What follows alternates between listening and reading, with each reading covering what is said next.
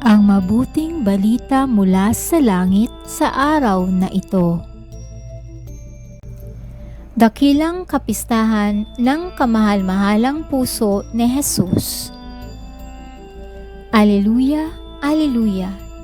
Inibig tayo ng Ama, isinugo ang anak niya bilang panubos sa sala.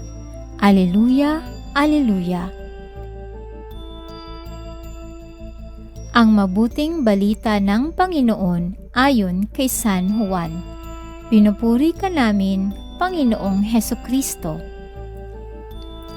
Nooy araw ng paghahanda at ayaw ng mga Hudyo na manatili sa krus ang mga bangkay sa araw ng pamamahinga, sapagkat dakila ang araw ng pamamahingang ito. Kaya't hiniling nila kay Pilato na ipabali nito ang mga binti ng mga ipinako sa krus at alisin doon ang mga bangkay. Naparoon nga ang mga kawal at binali ang mga binti ng dalawang ipinakong kasabay ni Jesus.